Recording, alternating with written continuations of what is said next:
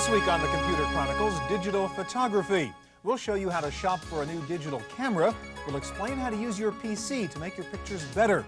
We'll look at scanners and show you how to convert paper photos into digital photos. And we'll look at color printers and figure out which ones are best for digital photography. Plus, a look at an art exhibit for digital photographers and how professional journalists are using digital cameras to meet those deadlines. All this and Giles Online, this week's computer news, my pick of the week, all coming up next on the Computer Chronicles. Computer Chronicles is made possible in part by SoftSource Incorporated, publishers of Pro One software, educational software for young adults. And by Upside, the business magazine for the technology elite. Hi, and welcome to the Computer Chronicles. I'm Stuart Chaffee. Consumers in the U.S. spend $13 billion a year taking and developing pictures. Now, right now, almost all of that photography uses chemicals and paper, but thanks to the power of today's PCs, the era of digital photography has arrived. Pictures represented simply as bits and bytes. And I guess, Michael, the first issue is the camera. What digital camera should I buy to take these pictures in the first place? And I started out with this little guy a year ago, and of course it's totally outdated with all these better ones you have here. So show us what some of the choices are, Mike. Well, Stuart, in the $500 and below category, I think the leading camera is the new DC-25 by Kodak. This camera is just like a point-and-shoot camera. It has a built-in flash, has an optical viewfinder, but it also has a removable card storage so that you can actually remove the memory and so that's where your photos are stored. That's where your photos are stored. They're also stored inside the camera on a 2 megabyte RAM, and you can download it to this card. So I can carry a bunch of these cards around just like I would rolls of film. That's right. You can then take that card, go right to a PC card adapter, and stick this into your laptop. Right.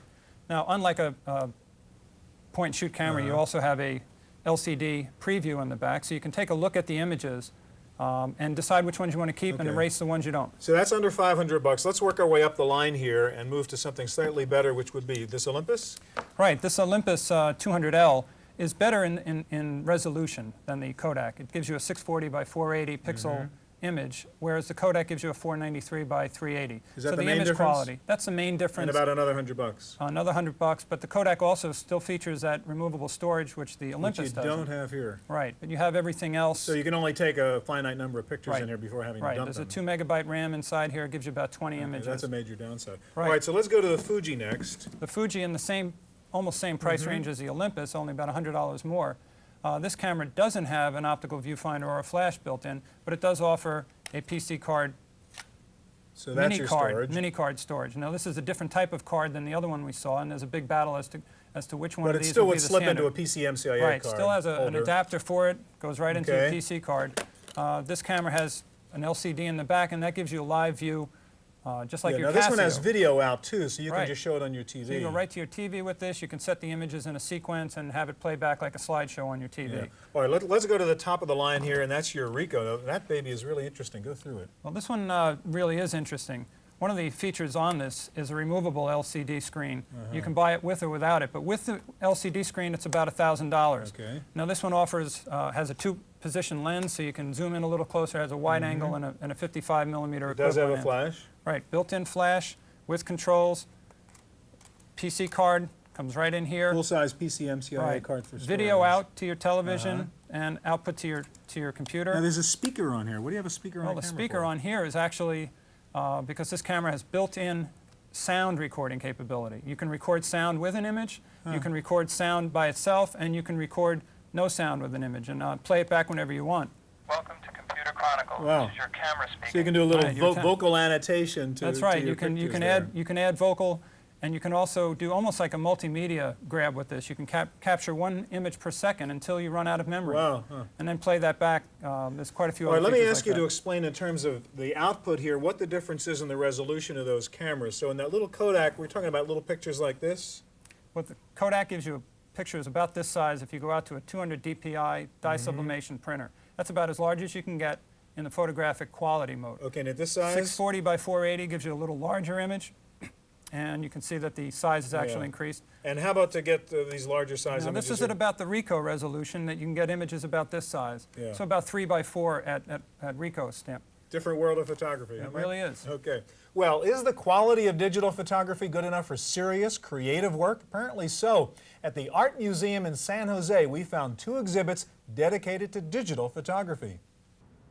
In the heart of Silicon Valley, the San Jose Museum of Art recently hosted 2 exhibitions of digital photographs, entitled Metamorphosis and Pixel Perfect. The featured works had only one thing in common. At some point in their creation, the images existed only as digital information. There's artists who essentially start with some sort of more traditionally made photograph, or you know, it might be something they did themselves, or they might be appropriating another artist's image, or just, you know, an old photograph from a rummage sale, and you know, combining it, scanning it into the computer, combining it with other images or some kind of background they might have generated within the computer. One of the artists exhibiting in the show is Rebecca Bollinger, who experiments with the digital process from her studio inside a converted military base. Rebecca is currently working on a project which prints digital portraits onto the surface of cakes. Her fascination with pixelated images led her to re-photograph images as they appear in the lens of an LCD projector. I'm really interested in the idea of photography, you know, being about light, and this being about the light from the computer coming out and capturing that moment. The large format images in the museum show began as photographs that were later scanned into a Macintosh. After cropping and adjusting the color, Rebecca output the digital images through a small projector and aimed the lens directly back at her camera. I'm much more interested in this idea about artifact and digital files, and how images transform when they're digitized and what that process goes through. So what I like out of the image is the inherent quality that it's become digital, but not necessarily through my manipulation, but just through the process itself. For the Computer Chronicles, I'm Giles Bateman.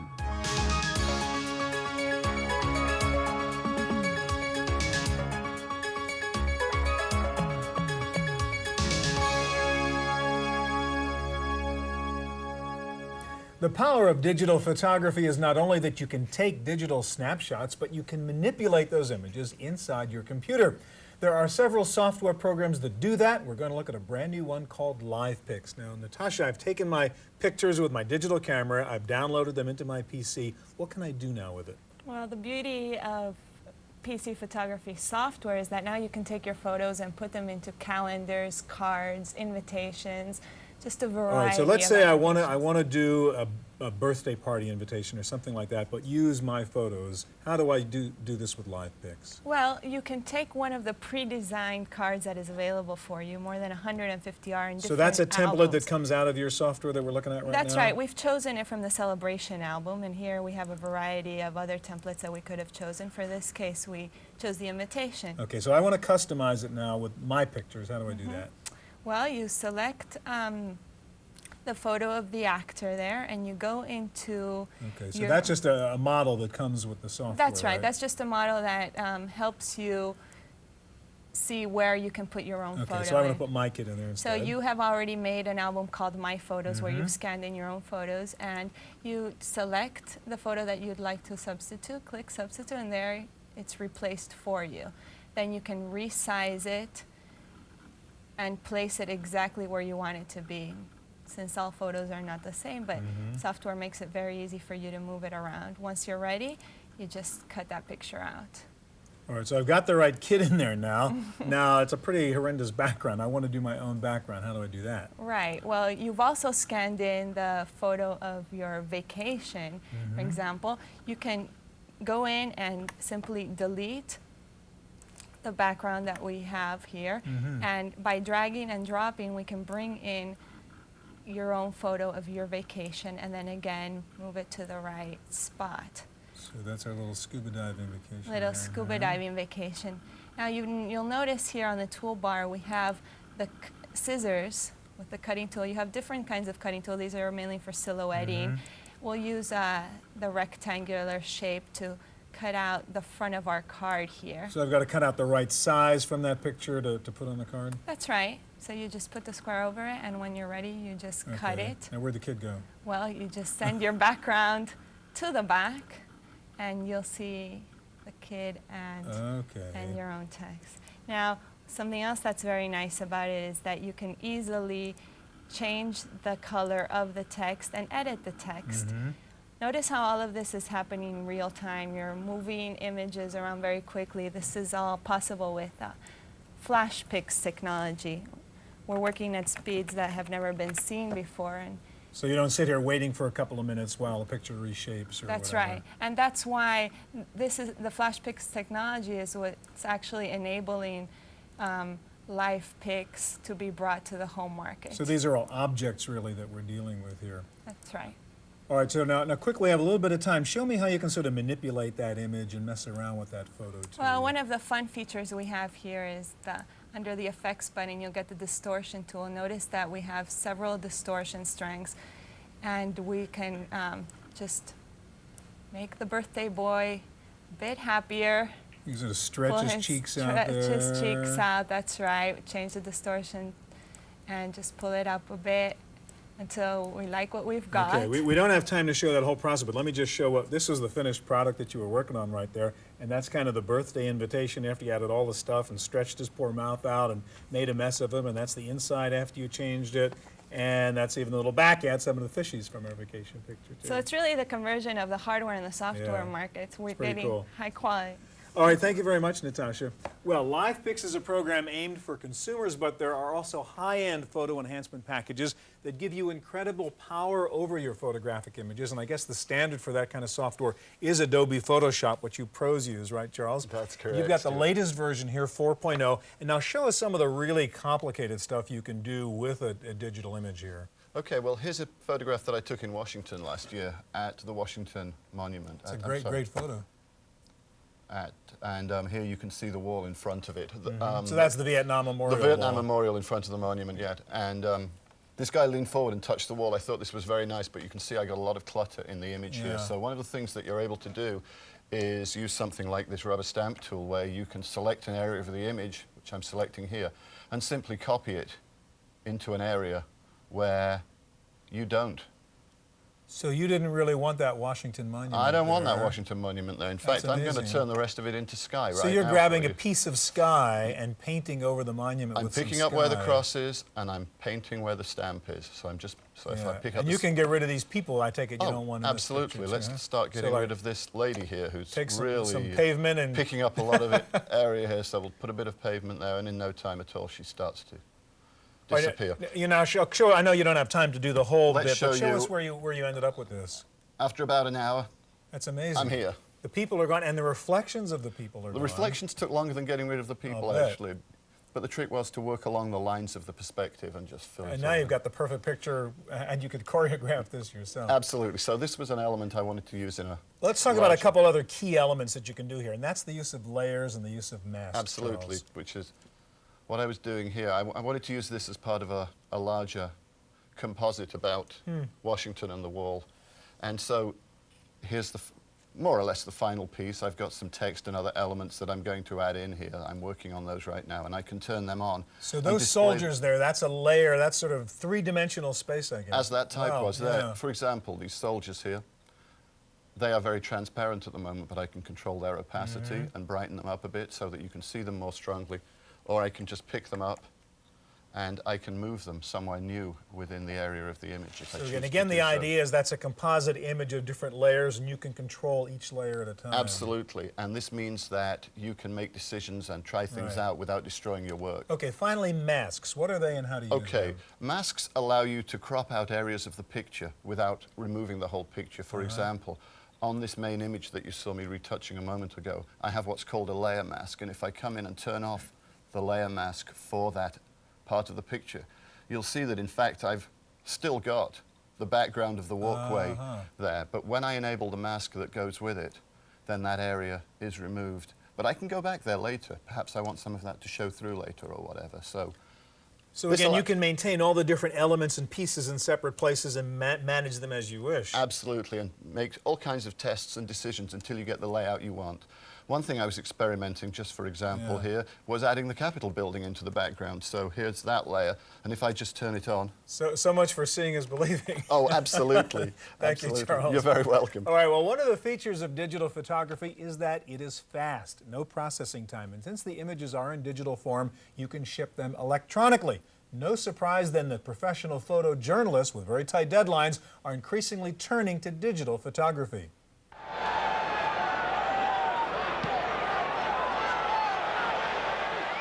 It's hard to feel the excitement of a major sporting event without being in the stands. But one way to capture the action is with color photographs taken at the right place and the right time. Chris Stewart is a photographer for the San Francisco Chronicle who brought two different cameras to this football game. One uses film, the other is digital. As the game draws to a close, he pops out a 170 megabyte PC card from his digital camera containing the game's last key moments. Once the game is over, he loads the 3 megabyte image files into his Apple PowerBook and transmits them directly to the newspaper's photography department. Nearby, the film photographers are still busy in the darkroom or in the hall processing and drying their film strips. If it be a Super Bowl across in Miami that finishes at 9:15, we can have pictures of the last touchdown or the game-winning play or the fans going berserk here in the office at 9:30. Easy. At the newspaper office, photos are supposed to arrive through a modem connection, but not without some anxious moments and a little telephone help. Hey, this is normal. Yeah, this frustration is normal. Once a transmission is complete, newspaper photo editors can make their selections almost instantly. With Adobe Photoshop, they crop and resize the image and adjust the colors, shading, and background. While digital photography still gets mixed reviews from some photographers, the Chronicle expects to rely more and more on the new technology once the kinks are worked out. It gets tough sometimes, but you know, when you look at when it starts smoothing out and things start working right, people keep coming back and say, yeah, it was so easy. I can't believe how we just shot it and got it in. It's amazing. For the Computer Chronicles, I'm Giles Bateman.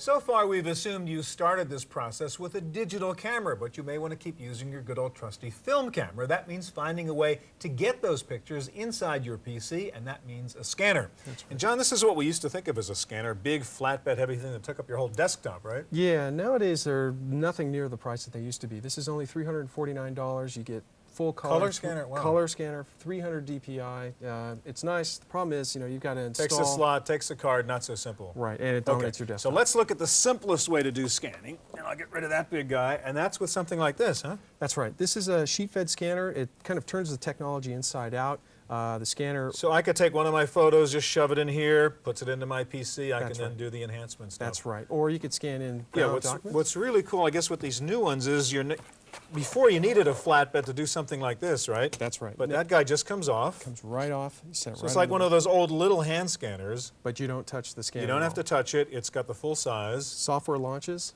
Just push scan now. Shows you a little demo here of how it works. Just push start. And it's got its own little motor, so you don't worry about doing it jerky or. That's right. And it stops right at the edge of the book, so you don't have to worry about, you know, whether it's going to fall or anything.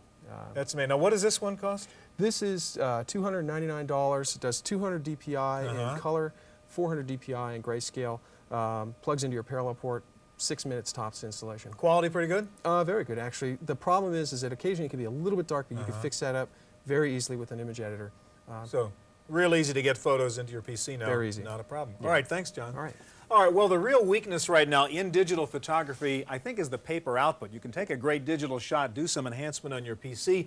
How do you turn it into high-quality hard copy, a picture that you can show your friends? Let's look at some options for printing, and Kylo, that's your territory here. What are my choices now? I want to get nice prints like this after I've done the whole digital process. Can I use just something like a little inkjet printer? Yes, you can.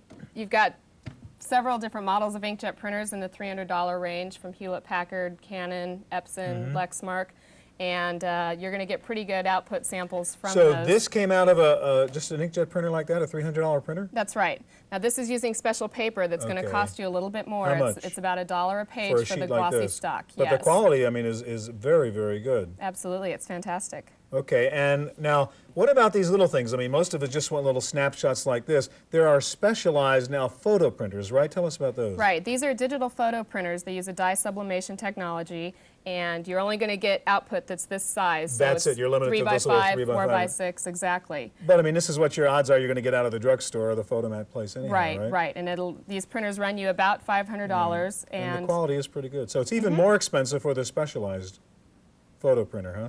Right. Than it would be just for an inkjet. Right, just about $200 more. The output samples cost you a little bit less. You're using less Quality's paper. better then when you take one of these type Yes, printers? the technology it's using is going to yield better results, smoother images. But that's all you can do. Right. If you want to print with other documents, you're going to have to use something like this if you want to do word processing. Yeah, and you or can just anything like that. print little things and cut them out with the scissors, right? That's right. All right, thank you very much. Okay. Well, one of the real strengths of digital photography is that it's a very easy way to put pictures on the internet or onto your own homepage on the web. So let's turn to our webmaster, Giles Bateman, for a look at some websites that will help you get into digital photography.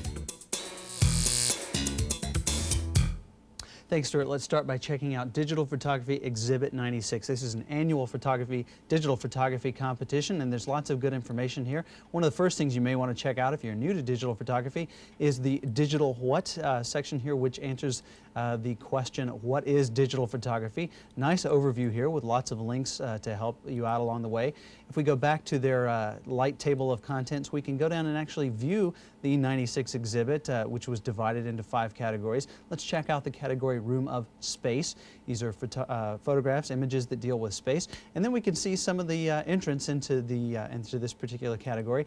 We could click on this image to get a bigger view, or what we could do if we're more interested in the technical explanation is get an explanation of how that particular image was made. Next, let's check out the Photographers News Network. This is for all photographers, not just digital photographers, but they do have a good section on digital photography where you can find news, tips, and just information about digital photography. Here's one of their features let's check out called Send in the Gowns. This is adding digital photography to the wedding mix. And good article here for finding out about using digital photography there. Last but not least, if you get into digital photography and you're using different software such as Photoshop, Kai's Power Tools, Fractal Design Painter and whatnot, you'll definitely want to check out this tips and tricks page. This is actually in Hungary, and it's a collection of Adobe Acrobat files which have lots of tips about digital photography and other image manipulation from great artists. Thanks, Giles. Time now for our weekly summary of the latest internet and PC news. Here's this week's Random Access Report with Lori Anderson. In the Random Access file this week, the troubled Italian company Olivetti is said to have reached an agreement to sell its personal computer division to the U.S. company Centenary. Italian newspapers report a letter of intent has been signed by Centenary, which specializes in purchasing ailing companies and then turning them around. If you've been looking for a computer under $1,000, your search may be over. Monorail Incorporated is offering a home PC that costs only $999. The Monorail PC has the latest multimedia features, including a modem, a CD-ROM drive, and Windows 95. The expansion of the Internet has brought more questions on how to handle the issue of copyright legislation across borders. In an effort to sort out the mounting concerns, the United Nations is hosting a 3-week conference where delegates will work on the first major revision of international copyright law in 35 years. In a unique move to generate revenue from a website, the MTV network has quietly begun demanding money from online services whose customers can view the music television's website. MTV is trying to get the online services to pay a multi-million-dollar fee or risk having the site blocked. Besides making money, this move is seen as a way for MTV to position itself as an incentive like it is in the cable industry. And finally, here's a little something to get you in the holiday spirit. Pepsi's new holiday ad campaign. The computer-generated characters created by Pixar and Blue Sky get into all kinds of mischief in this spot. Find out how it all ends when the spot airs throughout the holidays. That's it for this week's news. We'll send it back to you, Stuart. Now for my pick of the week. There is still one basic anomaly in personal computers, the shape of the display. When you work with paper, your work surface is shaped like this. This is the height and this is the width. But when you work on a computer, it all gets turned around sideways. Now that would be okay if the computer screen were wide enough to look at 2 pages at a time, but it's not. At least until now. Sharp has just come out with a new notebook computer that has a super wide screen with an aspect ratio of 16:9. That means you can now look at 2 full applications or pages at the same time. For example, if you're working on a document and checking out a website or an online source, you can look at both pages, both applications at the same time in full-size windows. Or if you're working on a spreadsheet, you can see 50% more columns, saving you from constantly scrolling up and back, left and right. This Sharp wide note has lots of other nice features too. It is tiny and lightweight, only 4.5 pounds. It has a built-in modem plus 2 PCMCIA slots. It comes bundled with all kinds of software, plus it has built-in software for communicating directly with a Sharp Wizard or Resaurus. It comes standard with built-in stereo speakers and 16-bit sound. It's a 133 Pentium, 16 megs of RAM, 1 gig hard drive, a super bright SVGA, active matrix screen, and a wireless IR port. It is the wide note from Sharp, street price around $3,000. That's it for this week's Computer Chronicles. We'll be back here again next week with more of the best in computers, CD-ROM software, and the Internet. I'm Stuart Chaffee. We'll see you here next time. Computer Chronicles is made possible in part by SoftSource Incorporated, publishers of Pro One software, educational software for young adults. And by Upside, the business magazine for the technology elite. To order a videotape of this program, call 1-800-916-PCTV. Please ask for tapes by show number and title. And for more help in keeping up with the fast-changing world of personal computing, order the Chaffee Letter. Each month, Stuart writes in detail about topics covered on Computer Chronicles and includes his commentaries on the technology that directly affects how you use your computer. To subscribe or for a free trial issue, call 1-800-916-PCTV. The Chaffee Letter, your solution to information overload. For more information on anything you've seen on today's program, check out our website at www.pctv.com.